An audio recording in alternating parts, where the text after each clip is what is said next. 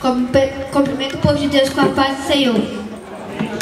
Quem está feliz com Jesus, diga amém. Amém.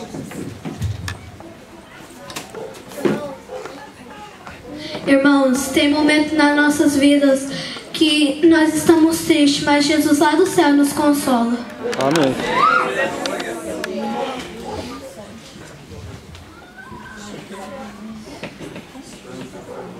Glória a Jesus, aleluia.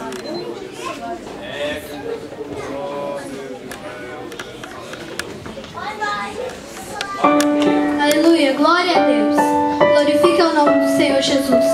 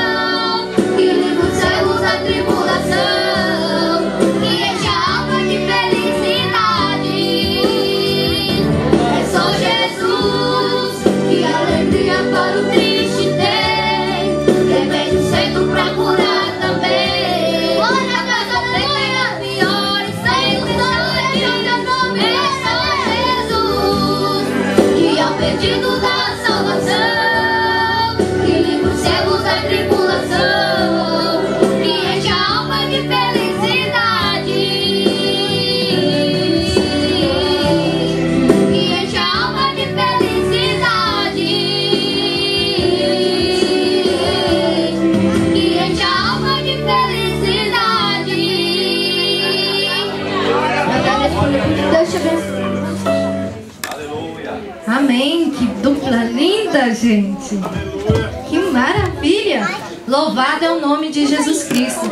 Vamos também ouvir o hino com a Cauane, que também é a cantora oficial da nossa noite. Amém? Glória a Jesus, aleluia. A Cauane estará louvando o Senhor. E as crianças estão gostando? Opa! Cumprimente, irmãos, com a paz do Senhor. Irmãos, quando você está triste, clame ao Senhor, chore para Ele, porque uma lágrima para Deus é uma frase.